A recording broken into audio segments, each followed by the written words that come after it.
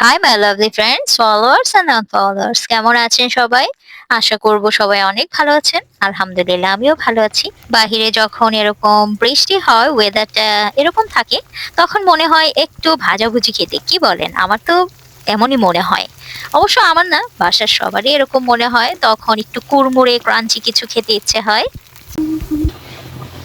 বাহিরে বৃষ্টি হচ্ছে, ঘরে হচ্ছে ফুচকা পার্টি, ফুচকা ভাজার টান। স্ট্রিট ফুড হিসেবে তো এটা খুবই জনপ্রিয়, পাওয়া যায় যখন তখন। কিন্তু ওই যে একটু হাইজিন মেনটেন করে বাসায় যদি একটু করে খাওয়া যায়, সেক্ষেত্রে আমার কাছে মনে হয় ব্যাপারটা অনেক বেশি ভালো হয়। তো ডাবলি বাসায়ই থাকে, সেটাকে জাস্ট একটু সেদ্ধ করে নেওয়া, খুবই তো সিম্পল, আসলে ওরকম জটিল কিছু না। ডিম, পেঁয়াজ, মরিচ, তারপর আপনার যে তেঁতুলের টকটা আছে সেটা প্রিপেয়ার করে ফুচকার শেল গুলো ভেজে নিয়ে নিলেই হয়ে গেল।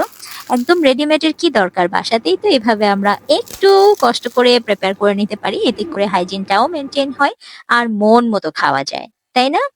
আমার তো সেটাই মনে হয় যে নিজে যদি এভাবে নিজ হাতে বানিয়ে খাওয়া যায়, সেটার তৃপ্তিটাই আলাদা। সেজন্য মন যখন চায় বা বাচ্চারা যখন রিকোয়ারমেন্টটা দেয়, তখন নিজেই এভাবে করে ফেলি।